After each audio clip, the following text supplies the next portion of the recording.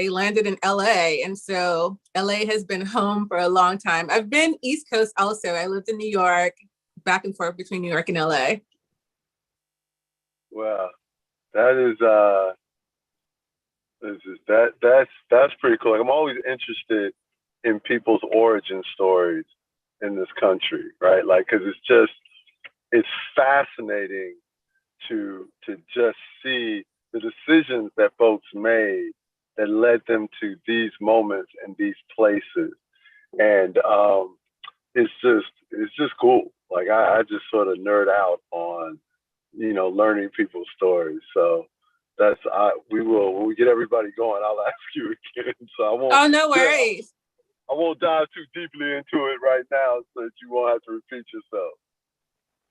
Oh, that's quite all right. Are you guys East Coast? You're East Coast? I am from Chicago. Oh, okay.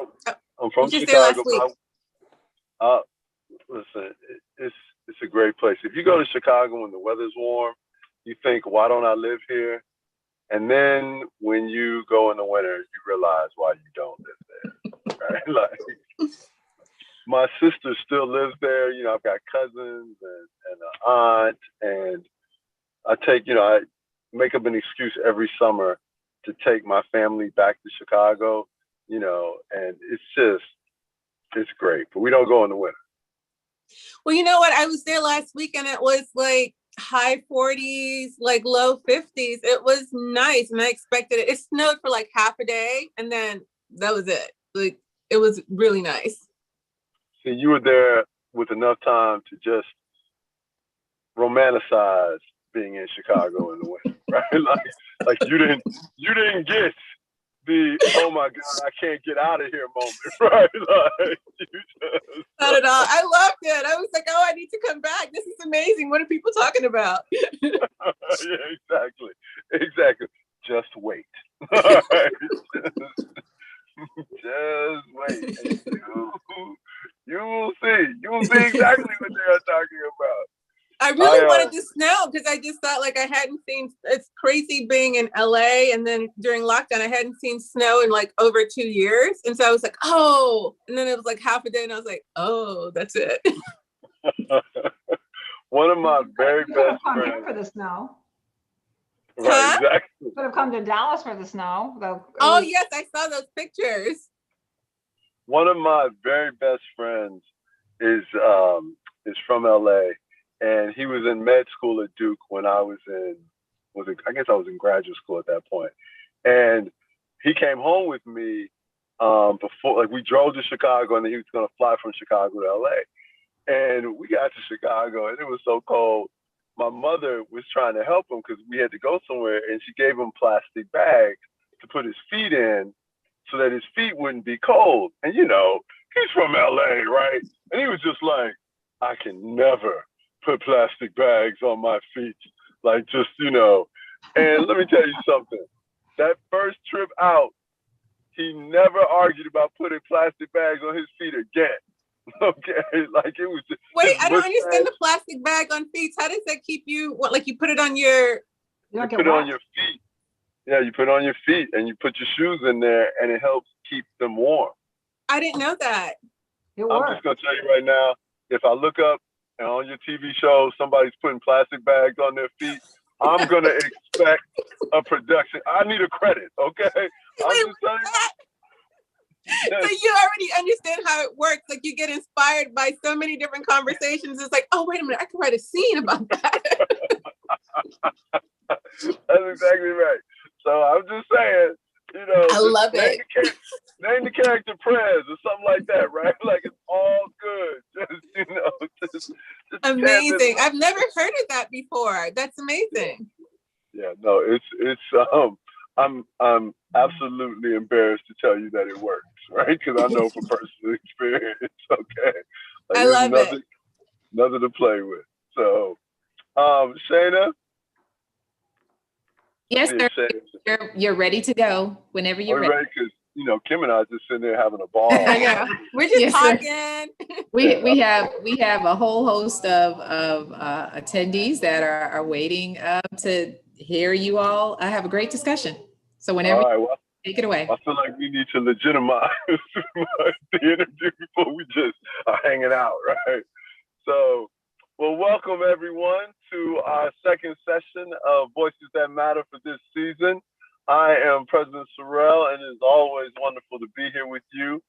You know that this event was brought to us by our incredible friends at Dupree Miller, and more importantly, from our very own Quinnite, Jan Miller. So, Jan, why don't I give it to you to introduce Kim?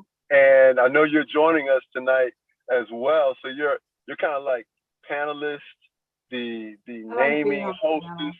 You are the hostess with the mostest. So I will turn this over to Jan for a moment.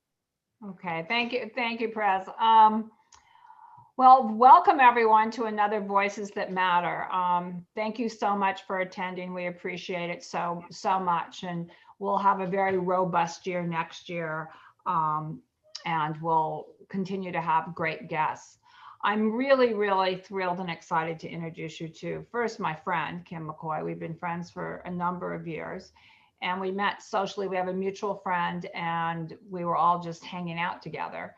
And then I started to really learn a lot about Kim and the amazing work she does. And what I discovered is that she's a superstar. She's a rock star. And why I was so excited for Kim to share her story and what she does is to give you all a little glimpse of what the entertainment and television business is about. You know, because we're in Texas, not in Los Angeles, you don't often hear about it. And I think there's so many opportunities in entertainment in all kinds of ways, whether it's camera, digital, acting, producing, directing. There's just an enormous number of jobs and professions. And I think when you hear from someone like Kim, who's so successful and has worked on so many major shows, whoops, she'll explain.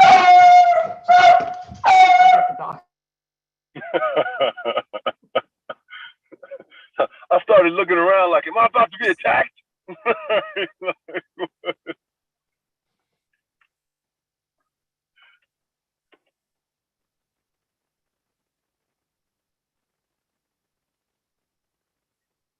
Sorry. So there's so many professions in the entertainment business, and I thought it would be really interesting for Kim to share with you directing, producing, a showrunner, what that means. It's a very important, it's a big job. And without showrunners and producers, those jobs don't happen. They're as important as the actors and as important as the writers. And you don't always hear about the writers, you hear more about the actors, but none of it works for the acting and the cast without these people and the work that they do. And it is an enormous job, and she's one of the most successful in California. I'm so proud of what she does. I'm proud of her friendship, and I'm so honored that you're here, and I love you. Oh, I love you. Thank you.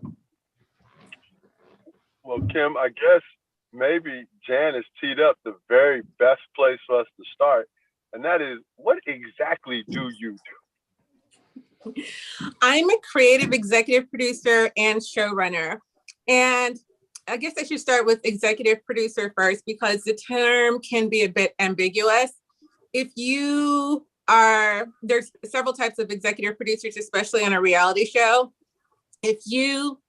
For example, if you have a friend who happens to be a celebrity and you think that person is funny and that person has a big name, you can work with other producers, sell that show, and become an executive producer on that show.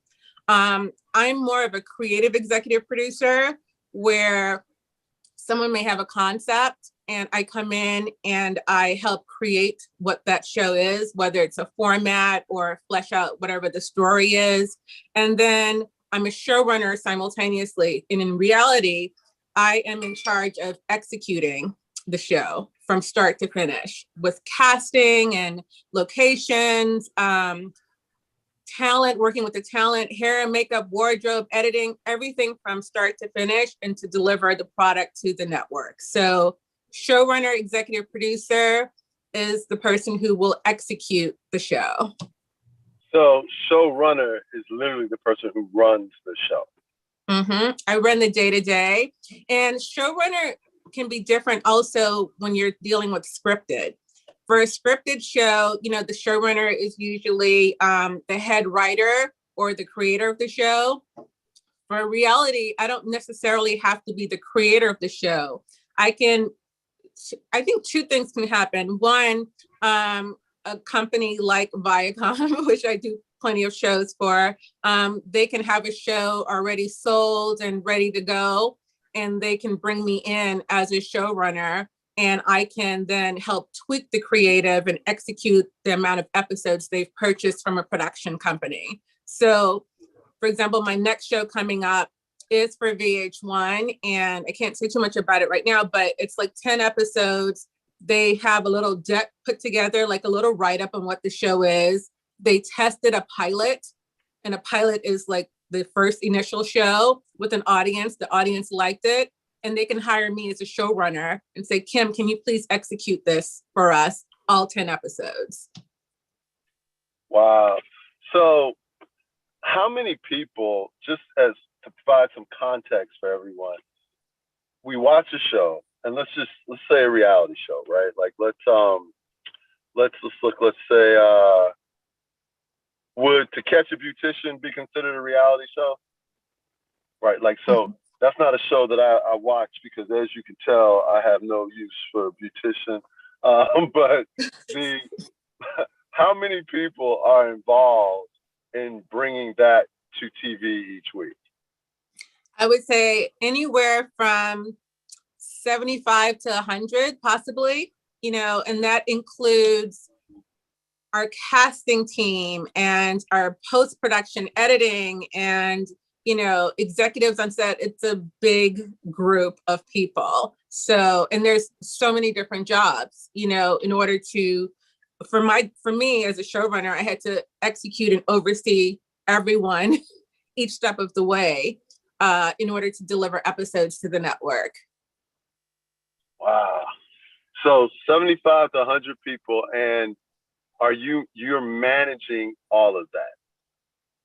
So how do you prepare to be a showrunner? So if I'm one of our students and I'm sitting here right now and I'm watching you and I'm listening to this and I think, okay, this sounds kind of live.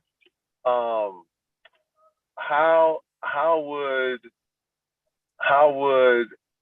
I learn to do this? How would I prepare? Like, is there a class I can take, or is it like what do I do? So help two me things. Become you. Maybe that's the way to say it. How do I get to be you?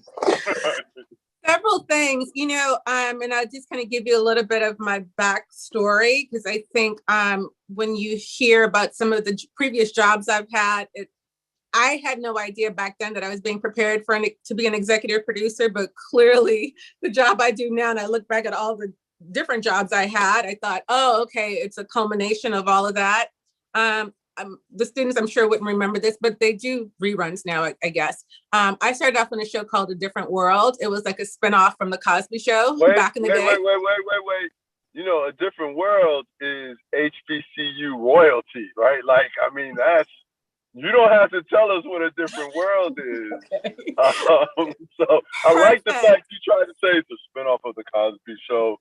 Like, you know, this is an HBCU. We are Black people. We know A Different World. Right? So. I love it because I'm glad they do reruns now, but some people I'm thinking, oh my gosh, do they know? Do they not know? So that was my very first job in the industry, by the way. I didn't, you know, most people say, oh, you need to know someone to get in the entertainment industry. I knew no one.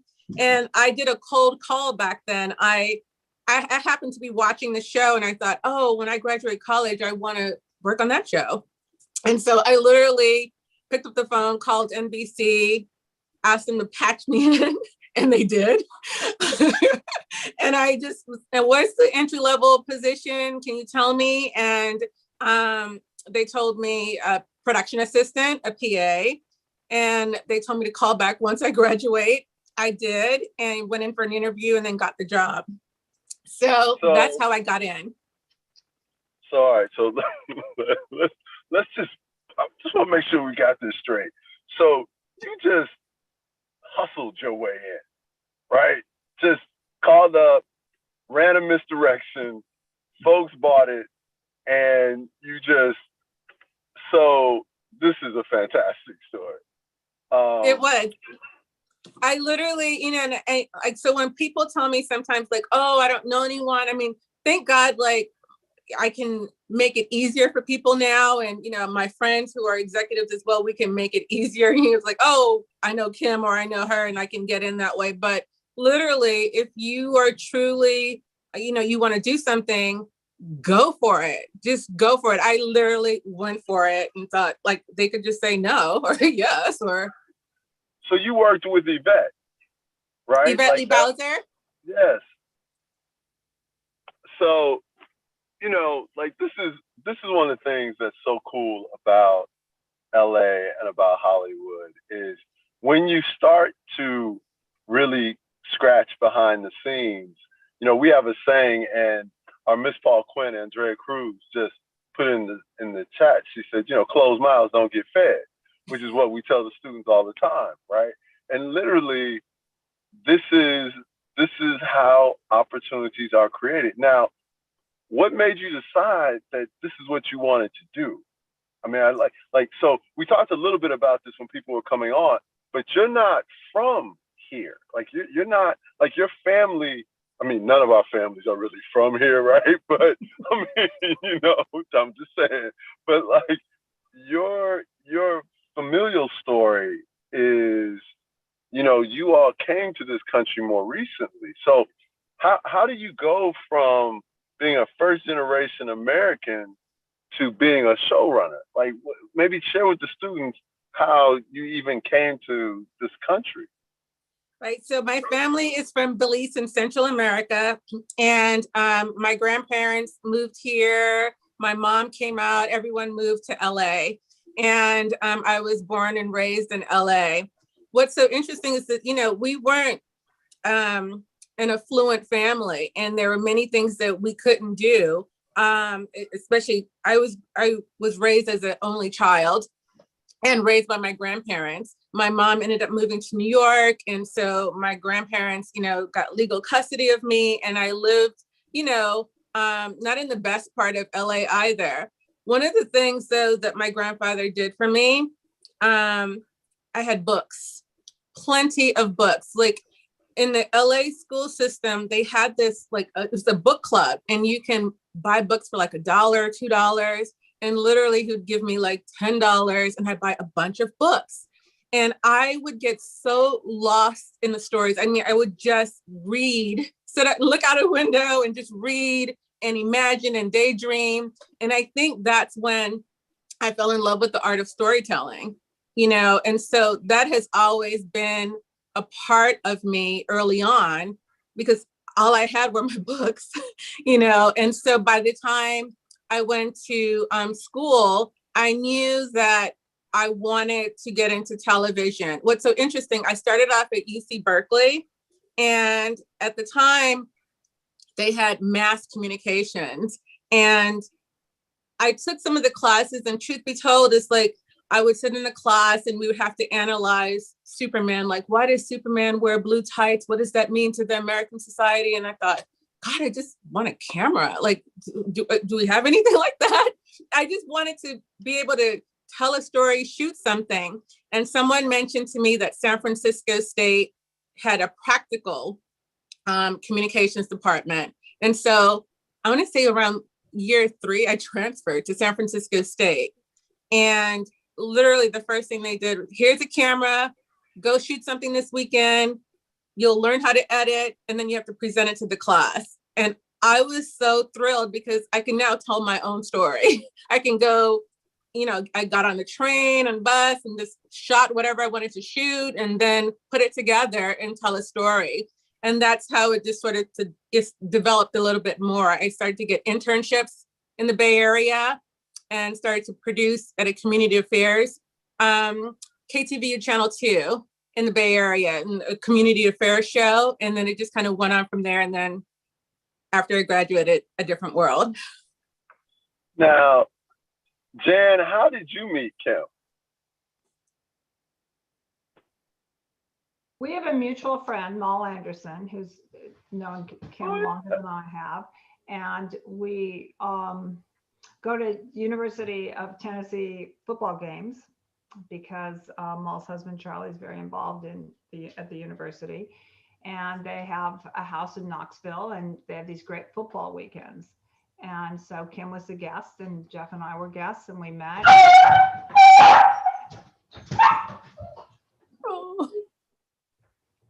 That's my beagle. I'm sorry, my husband took it out. And we just kept seeing each other socially.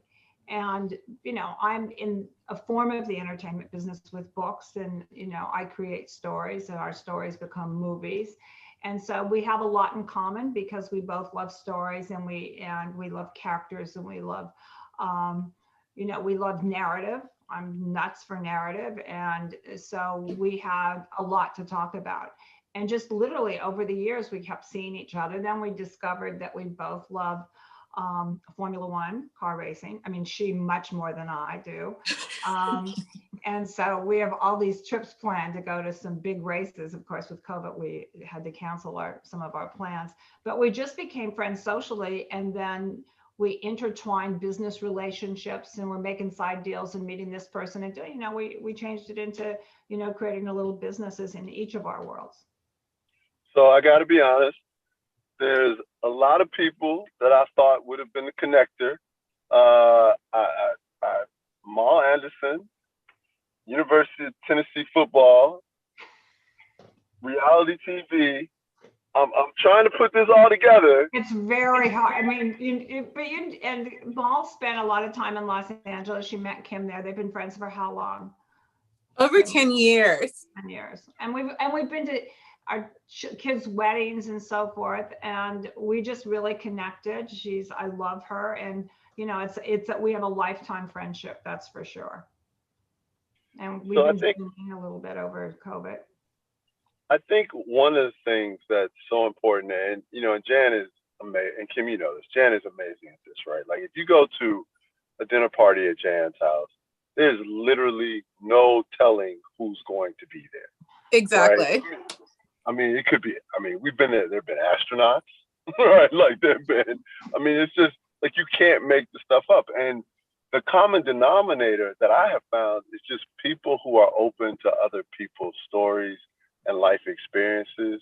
And there's this grace and just joy, among them. And so when you are looking for stories to tell, what are some of the things that attract you? Because I will tell you, if we were on campus, you would get a lot of potential stories to tell from our students. And I'm going to open up for a little bit and get questions here in a second. But how do you recognize a story that is just something that will resonate with others? It depends, because I get inspiration from so many different places. And the one thing I try to not do is have people put me in a box, as a producer, because sometimes, you produce one type of show and they're like, oh, that's all she can do. So I try to make sure that, it's diverse. But a lot of times I can meet someone on an airplane and have a conversation, and it's a great story. I sat next to an architect one time, and he was talking about his love for, buildings, and then found out he built like the Aria Hotel in Las Vegas. And, it's just like, you're just inspired by all kinds of people. Wait, these are not coach conversations, okay? That's like, maybe we sit next to some different people, right? I'm sitting next to kids that are screaming. You're sitting next to people who design hotels. One of us is dealing with a different situation. But you can get inspiration from anywhere, because, like, for example, now I have a show that's in development in England, and I literally was just watching a special on PBS about old buildings in England, and I thought, like, who came up with these beautiful buildings? And I started to do some research, and come to find out a lot of it has to do with, Queen Victoria and Prince Albert back in the day. So I started researching them and, reading books and articles.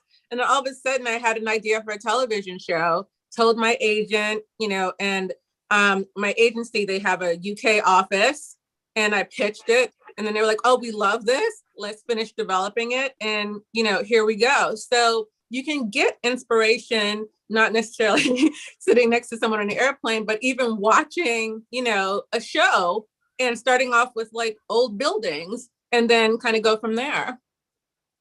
So how long have you experienced it typically taking from an idea that you pitch? And I won't say from the time you come up with the idea, because I understand the creative process and it's iterative. And there's a moment where something clicks, and then, as you ruminate and think about it. But from the time you pitch it to the time that we see it on TV, what's that process like? How long does that typically take? It depends. And I'm going to be honest, like there's some projects you heard people when they are like winning an Emmy or an Academy Award and are like, I've had this project for 10 years trying to get it made, or like some great story. It's about timing as well. There are times where, for example, I remember the hip hop artist, Nelly, like at the time, BET was looking for a show that was similar, they wanted an artist. And as soon as I was working with the company E1 and they pitched it immediately, BET bought it immediately. And within a couple months, we were in production. But then I have another show where it's a scripted show. And my God, I'm just like, we've had it for 5 years now. And it's like going back and forth with different networks and, and one network will play to develop it. Oh, we don't like this script and you have to go to another. So it really depends on what is needed for a particular moment. Got it. That, so one of the questions that I know students will have is, and we're not going to get all the way in your personal business, but we're going to get a little bit in your personal business. So how is the money in this business?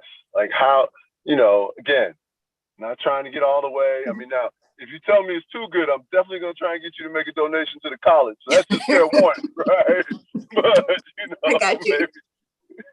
But maybe just share with us, I mean, how the financial part of the business works.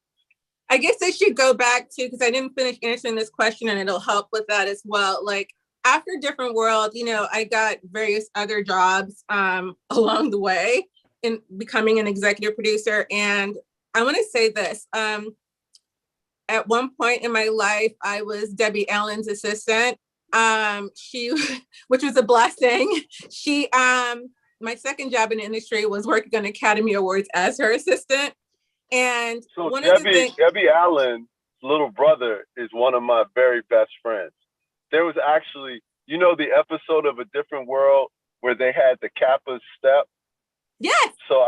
So I was supposed to be in that episode, right? Like he was in the episode and we had won a step contest at Duke and we were all supposed to come out.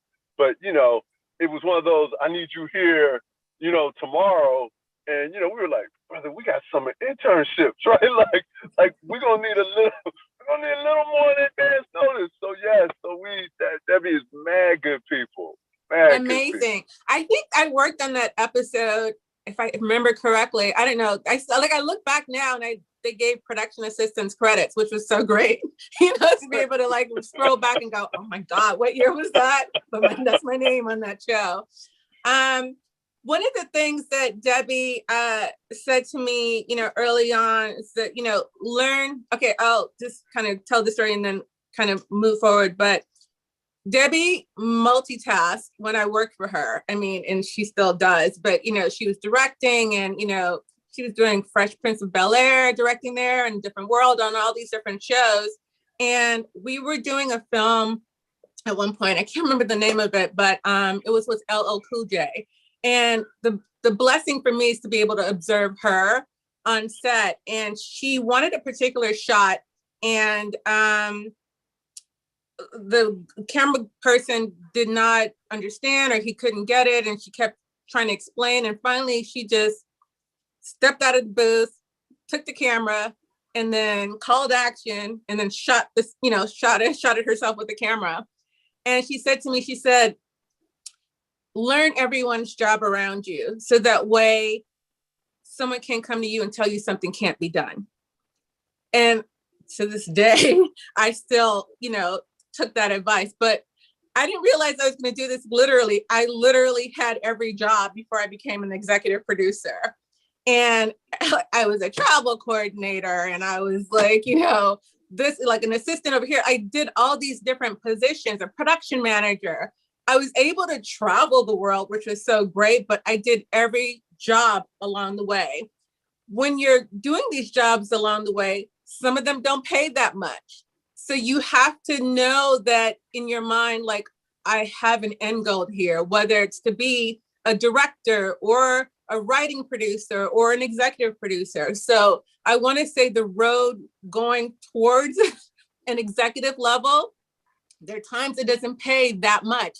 At the same time, when I looked at some of my friends who were not in the entertainment industry, I seem to be making more than they were. So I was like, oh, okay. But it's like when you get to an executive level, the money like triples, quadruples from where you were. So you don't think it's that much. And it's a good payoff once you become an executive. You have to pay your dues. Yeah, that's fantastic. Well, clearly you and I can sit here and just love it, chop it up for forever, right? But I then would have to deal with the hostility of the audience when you've gone back to show running and I have to see them on a daily basis. You didn't give me a chance to tactic, right? So we're gonna take some questions, and let me see, Shayna, do you want to text me, or do you want to? Yes, sir. If to the audience, if you all have a question, if you'd like to raise your hand, we can go in order, or if you'd like to put a question in the Q&A, we can go from there, and Ms. McCoy can answer from there, or Prez can assist with answering. And so, Kim, I'm sorry, and Shayna, you can see them raising their hands, right? Because I can't. Yes, sir. Yes, we can see that. Mm-hmm. See, Kim, I don't know what Shayna does. I'm completely at the mercy. So she can probably do my job. But I love that. I love that. Yeah, she's the indispensable one, not me, right? I'm just the one next to the one, Prez. I'm just the one. I have a quick question for you, Kim. Tell us the difference between doing a production of scripted versus unscripted, and the time difference between those, because it's a different model, and it would seem that scripted is, a little harder to manage. Maybe it's not. Maybe I don't. Or maybe I'm gonna say yes and no. For scripted, you really have to have a group of really amazing writers, and you have your writers' room. It's interesting, like during COVID, they're doing writers' rooms via Zoom, because normally you'd be sitting in a room together and pitching ideas and spitballing ideas. Now it's, you do it via Zoom. And, if the network says like, hey, we want like 6 episodes or 8 episodes, you really can bang out those episodes. Like each person is assigned, an episode, but someone else can help you work on that episode as well. And you can bang that out pretty quick. For reality, it's interesting because I'll go back to like Erica Campbell from Mary and Warren. I did a show for them 2 years ago for TV One, and reality, you have to craft out the episodes, but at the same time, you're dealing with real people and their real lives. So where scripted, you can kind of make up a bunch of stuff and, this is good. I'm going to have this character say this or say that. In reality, you cannot. You don't know what's going to happen sometimes and how people are going to react. So, you have to work together with the talent to find out what's really happening in their lives and discern kind of like, what's really interesting and what an audience would want to hear.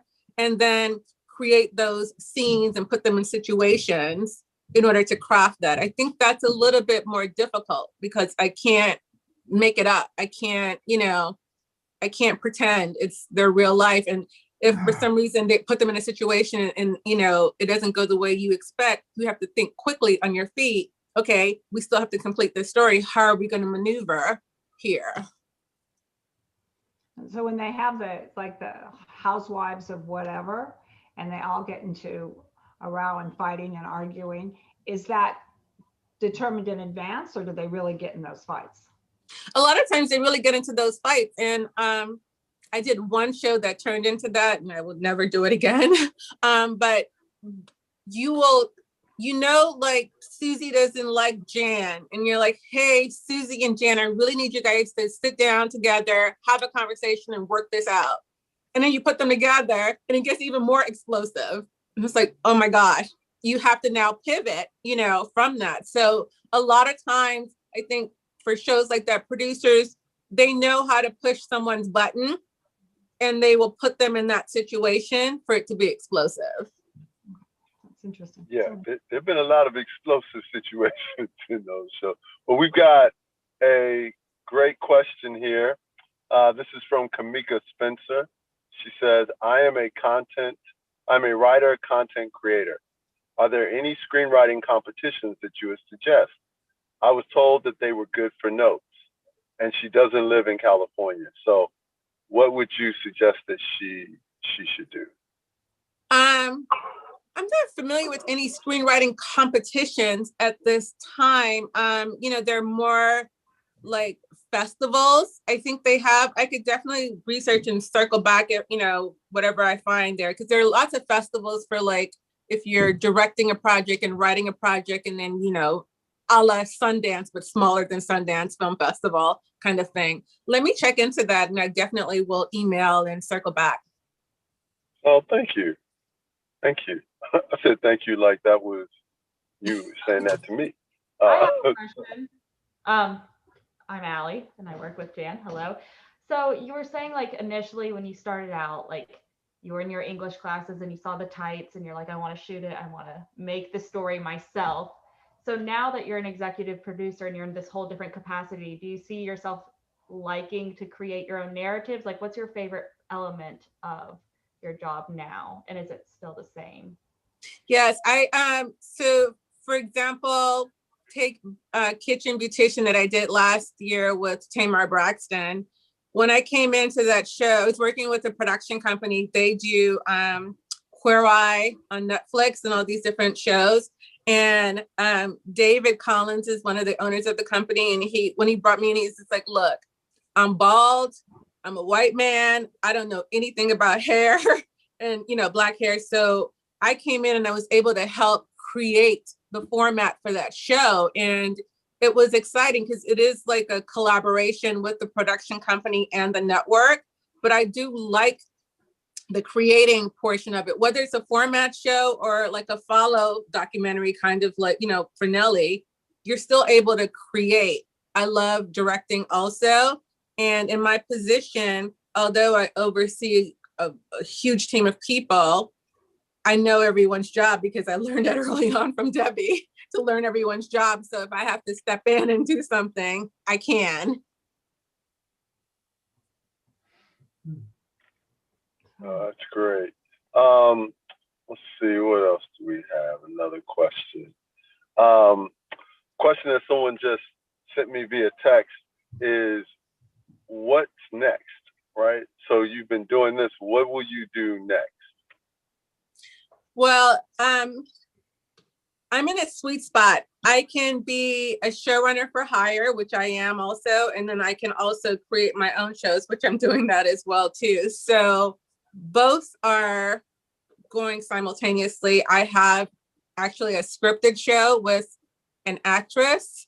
I guess I can say who it is. It's one of the producers. I pitched an idea to Wanda Sykes a couple years ago, and she loved it. So we all put our heads together, and she got Tom Werner involved. Tom Werner comes from, he comes from old school, Cosby, A Different World, Roseanne. So we all collaborated and put together this scripted project that I can't say what network now, right now, but because the deals are still in the mix. But that is next. along with a new show I'm doing for VH1.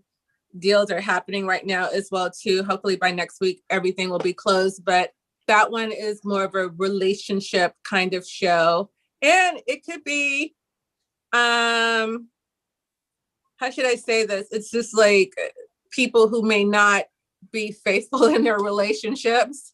And it has a twist of like Eon Love Fix My Life in it as well too. So I'm doing 2 shows simultaneously. Why not? So we have a question from K. Michelle. Have you experienced female minority diversity improvements in your field and industry? Yes. And what's interesting is just like in my position, I have quite a few, I want to say other women of color who are executives as well. And we made a pact years ago that we would make sure that when we're hiring people for new shows, that we will have a diverse set, because many of us have been on those sets where it's just like, I'm the only one and the content is about this Black family. Okay, who's like writing this stuff for this family, and you don't know how to even relate, to some of the things that they're going through. So we made a pact years ago. We just wanted to bring up, especially women and strong women through the ranks to become executive producers. So every project we have or every project we do, we have this group chat where, like, I'm looking for an associate producer, I'm looking for a field producer, I'm looking for whatever the position is. And we pull together and make sure that we have diverse sets. And our network is becoming bigger and bigger. So there's quite a few of us. And now, you know what, I have to say, there's just one more thing. Like now it's like, at first it was just something privately we were doing, but now lots of networks and lots of production companies, especially after George Floyd last year, literally are coming to us saying, oh my gosh, we want to make sure our productions are diverse. How, can you help us? Which is amazing. That's happening in books. Mm-hmm. Oh, go ahead. I'm sorry. No, I just said that's happening in the literary business as well. Mm-hmm. So you won an Emmy. Can you tell us what that moment was like when you heard your name? And, we're still at a place as we talk about diversity, there's still so many firsts that haven't occurred, with Emmys and with these awards. I mean, just maybe talk about what that felt like. It was amazing, but I have to be honest. So this is for a show called Clean House, which was several years ago with Niecy Nash. And it was for the Style Network. So we won the first Emmy for the network in their history. I have to tell you, we were nominated the first year and everyone was so excited, and we didn't win. Like it was like some other show won. I can't remember what won that year. And we were just like, oh. So when we were nominated again the next year, I kid you not, most of us, we were on our phones, like on social media. We're just like, cause in our mind, we're just like, they're gonna pick that other show again. So we were literally on our phones. And then when they called names, we were like, they called us? And we literally, everyone screamed and we ran up there so fast. And it was just so exciting because it's just like, Clean House, it was a diverse show. We had, like Niecy is a Black woman. She's a host, of a major show. And it just was phenomenal. It was the first for the network too. So, and at the time, Style Network, Comcast had acquired NBC. And so we were under the NBC umbrella, and they were just amazing to us. So, it was a proud moment. So we have another question. This is from Sheila Lucas. Sheila would like to know, will you be producing any shows or movies in Dallas? And more importantly, will the casting be in Dallas? In other words, can you put me on? I love it. Right now, I don't have anything planned for Dallas, but there's I never say never. The next show I'm doing actually will be in Atlanta. So if there's anybody, there in Atlanta. We can get to Atlanta.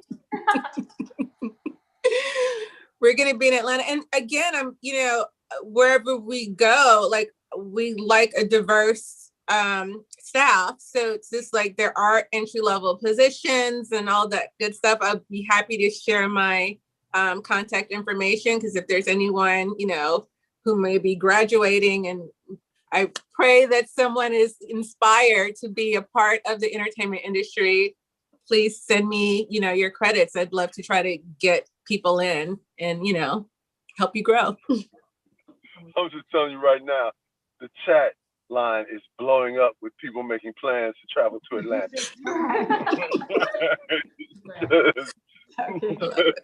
It's such an opportunity. It's such an amazing opportunity. And you just, you have to have the flexibility, which you did, and just look at, and you've only just touched on the great work you've done.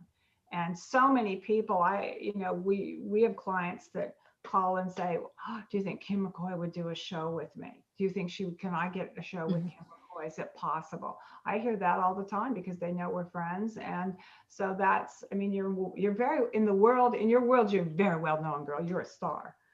I'm grateful. I'm just grateful for the opportunities, and I had amazing role models to be able to start off on the shows that I started off on and watch the people, do their jobs and being able to help me throughout the way. I'm truly grateful. We have another question from let's see here. You got questions popping up all over the place. Andrea Cruz would like to know what continues to motivate you in your career. Oh, that's a great question. Several things. It's just like, I think you touched on it before. I feel like there's so many stories that are out there that still need to be told. And for me, I love creating. It's so interesting. Just even thinking back, like being raised by my grandparents, and my grandmother used to tell me stories about growing up in Belize. I could remember them so vividly, now. And I feel like I will always love the art of storytelling. There's one thing I want to share with everyone. And I think, it's kind of an exercise for people to do, when you're watching TV. As Jan mentioned, we're all Formula One fans. Like Formula One, if people don't know, it's like NASCAR, but international. And we have a group text, Jan, myself, Jeff, and the races, sometimes on the West Coast, it airs like at 3 o'clock, 4 o'clock in the morning. Anyway, Netflix has this series called Drive to Survive, and it's about the Formula One and behind the scenes. And I was binge watching last week, and there's this one episode where, one of the drivers had a crash and crashed into a barrier and turned into a ball of fire. And it was a scary moment.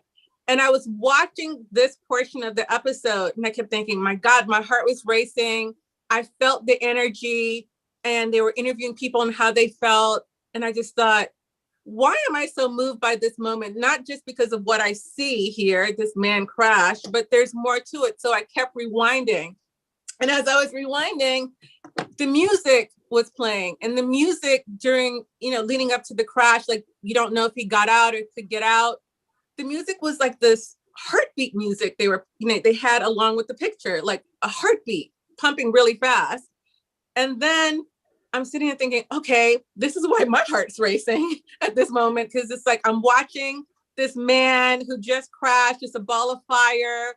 Visually, you see a speedway. It's fast.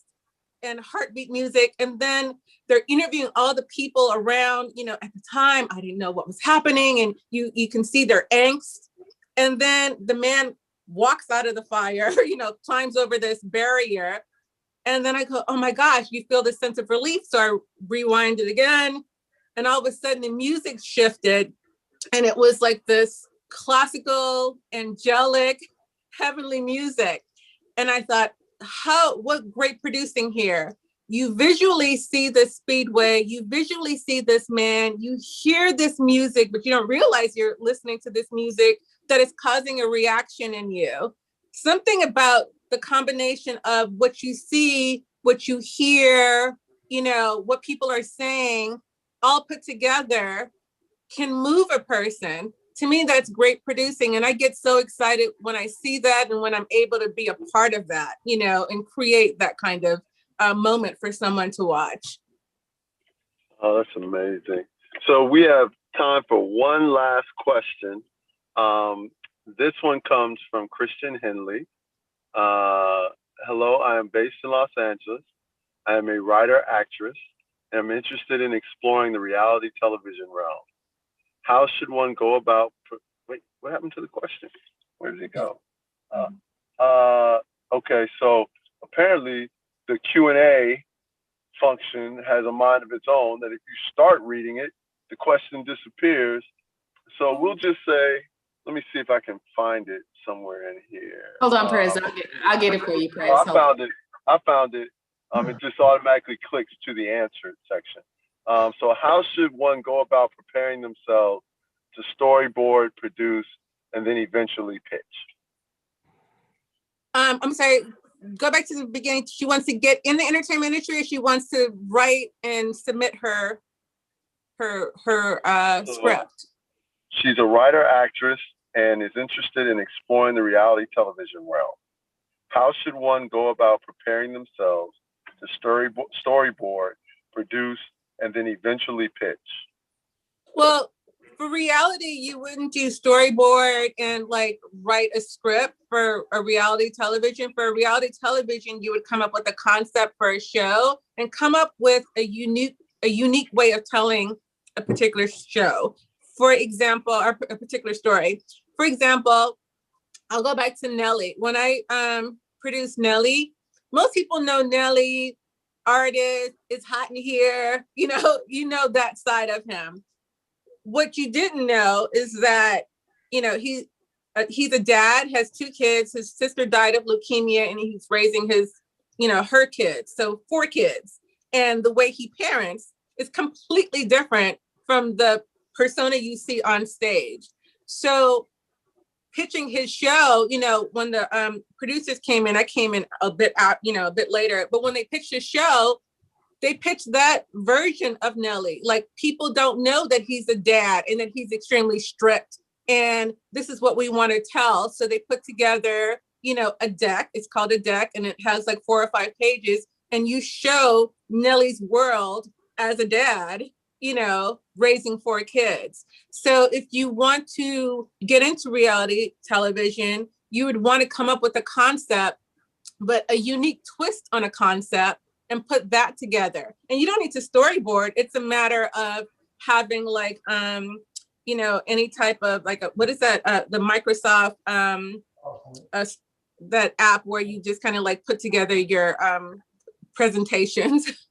Blanking on that, but yeah, you put together your presentations, and you can cut and paste pictures of your concept and submit that. And you could submit it to a production company, who does shows that are similar to what your concept is. And you team up with that production company. That company may say, hey, I love this idea. Let's put this together, and then we'll go pitch it to a network. That's the way to do that. But if she wants to write for a scripted show, that's a completely different, I can get into that, but that's a little longer. It's a completely different process. Well, let me just say, thank you. You did not have to be here this evening. You did not have to be so gracious and warm. You did not have to share your story with us. And it means the world to us that you did. I don't know, Jan, are there any closing remarks you want to?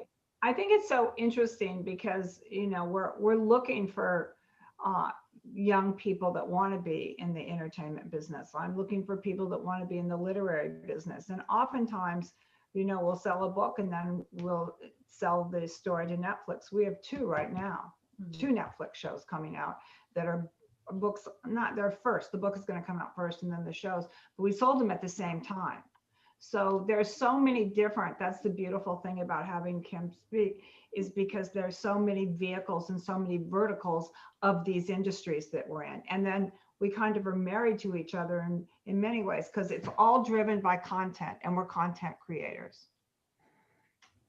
And it's just, you know, as always, Jan, we are incredibly appreciative to you and the doors you continue to open for the institution and our students, to expose them to worlds that, you know, we would not normally see. And Kim, just thank you for being you. Thank you for being present. Thank you for being a voice in this industry and someone that we can look up to and that we can relate to, that looks like our students, that sounds like our students, but most of all tells the stories of people like our students.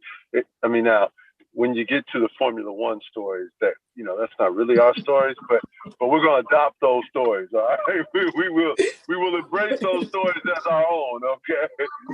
I love it. Over. Maybe Kim and I can come to the school and do a little class about this. I would love that. Desperate for interns. I'm just telling you. I did not. We would love that. So we're gonna hold you to it. No, I'm. Look, people are already trying to host the tour, right? So we have. All right. Well, thank you for your time this evening. Paul, Quinn, love all of you. Can't wait to see you in person. All right. Everyone be careful, be safe, and be well. And we will talk to you soon. Take care. Thank you.